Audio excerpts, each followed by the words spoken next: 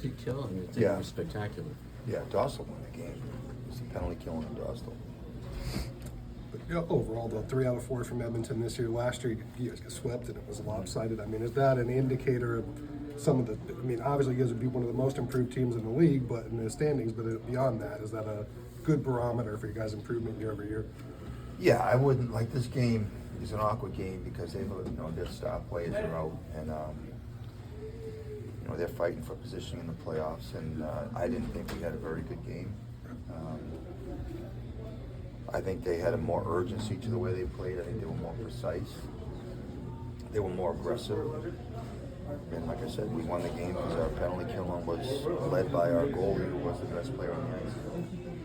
What did you see particularly in the third period there as they started to rack up the shots and Doss is kind of under barrage there in the third? I saw multiple turnovers. I saw long shifts. Saw a lot of penalties. So a lot of those shots came off their power play. You probably noticed that we had, I think we gave them 2 3-on-1s with a 3-1 lead. And some of those, they didn't even hit the net on them, but they got they recovered pucks and had multiple, shots right at the front of the net. They were stuffing them and then jamming pucks back into Doss's pads. I think there's a couple times I saw them shoot one and they might have had 2 or 3 directly after that shot off the rebound, in tight plays. I think that attributed to the shot total going up. But I mean, again, that's why the goalie's so important. And I think we played well.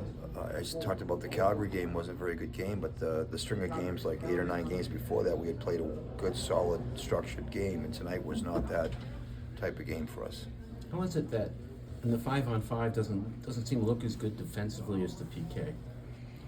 Well, tonight it wasn't very good. Tonight we were just standing around watching them, rotate above the top of the circles and shoot pucks down there, and we have been much better at that. And tonight was not a good defensive game for us. Cutter with 2 goals tonight, and Leo looked like he was trying to feed him all night. It feels like those two are really starting to get that synergy together.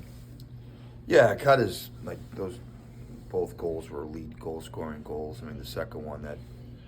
The one-on-one when he blew by the D and was able to hit the brakes and backhand shelf. I mean, that's a high-end skill play.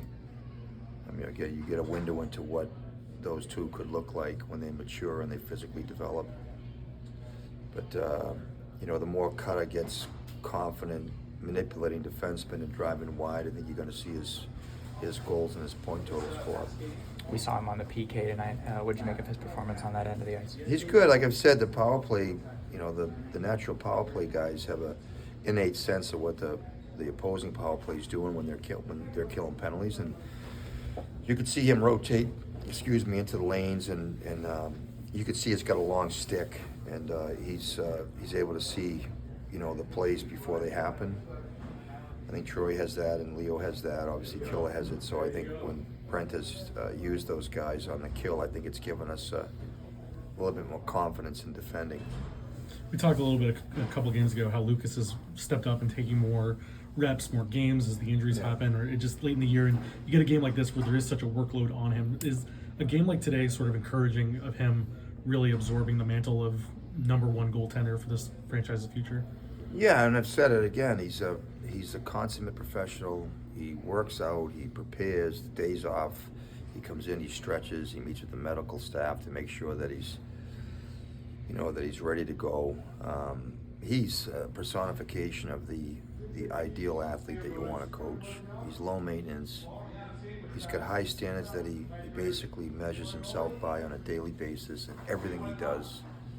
And because of that, I think he has the ability to play a lot of games. I'm not responsible for that. I think, Peter and Pat will talk about that, but he's definitely a #1 goalie, and I think on any team. And, what happens here over the next 5 games, I think we'll sort that out. But I think, like you said, tonight was a heavy load game for a goalie. Especially the bounce back from the Vancouver game where a bunch of shots kind of find their way through on him, and he's able to post the game like that. Mental toughness is sort of his #1 ability in my mind. Yeah, well, I'll give you an example. We played Toronto a year ago, and they beat us 9-1 in Toronto, and he was in the net. So we went back into Toronto. We didn't play well against Ottawa, and I had no doubt that he was going to play well in that game just because of the way he's wired. And that's why, you know, I think he's just an elite athlete in every sense of the word. All right, thanks, Carl. Okay. Keep